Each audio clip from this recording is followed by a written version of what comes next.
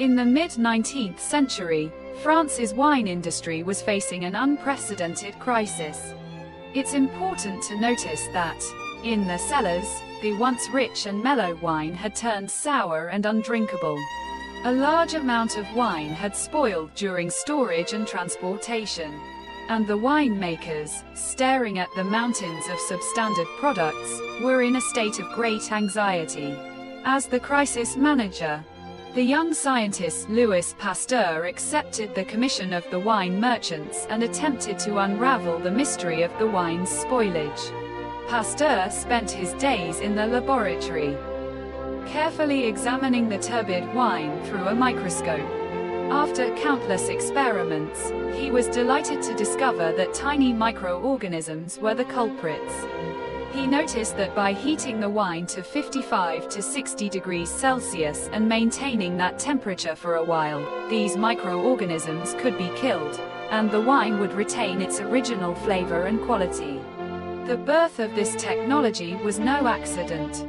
The discoveries of Antony van Leeuwenhoek in the 17th century laid the crucial foundation for understanding the microscopic world. In 1861, Pasteur himself, through a series of experiments, successfully refuted the spontaneous generation theory, and formally proposed the germ theory, which states that tiny microorganisms, or pathogens, can cause diseases and lead to the decay of substances. Soon, the application of pasteurization expanded from wine to milk, bringing hope for solving the problem of milk safety. Significantly, with the acceleration of industrialization and a rapid increase in urban populations, milk had become an essential food in people's daily lives. However, untreated milk was often contaminated with bacteria, leading to the spread of diseases such as tuberculosis and brucellosis, especially among children and those with weakened immune systems. Meanwhile, housewives often sterilized milk by boiling it at high temperatures. Although this method could eliminate most bacteria, it also resulted in the loss of some nutrients and flavor. In 1886, the German chemist Franz von Soxhlet successfully applied this technology to milk. From the Danish dairy expert J. Moldenhauer, currently employed by the New York State Department of Agriculture, first introduced pasteurization to the United States. In practical applications, pasteurization has shown a diverse range of uses beyond its original intention, from wine to milk. This highlights the essence of technological affordance. Users redefine and innovate technologies based on their own needs, endowing them with unique functions and values.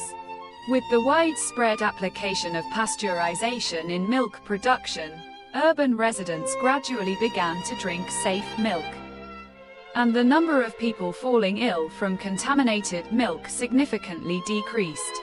At family dining tables, children could drink fresh and healthy milk every day, and their health improved. Objectively, women were also partially liberated from the heavy burden of household chores. People gradually became aware of the existence of microorganisms in the microscopic world that could affect the quality of things. The public began to accept the impact of invisible technology, microbial theory, in the food sector on daily life. Diseases could be prevented, rather than treated. This concept permeated social culture, driving the development of other public health measures such as vaccination and water purification.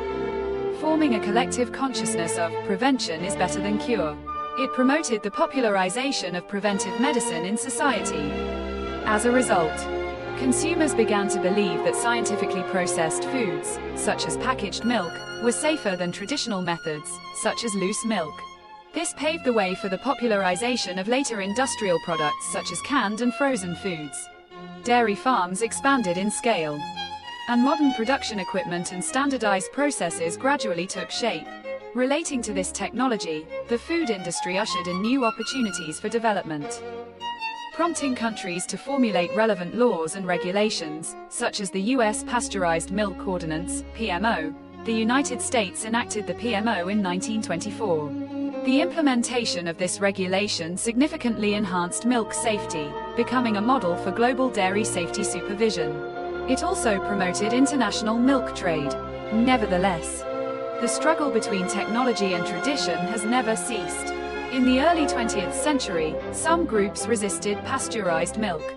They launched the raw milk movement, arguing that heating destroyed the naturalness of milk, claiming that raw milk was more nutritious. This controversy still exists in some health communities today, reflecting the tension between technology and traditional lifestyles. They are the people who oppose technology in pursuit of complete naturalness.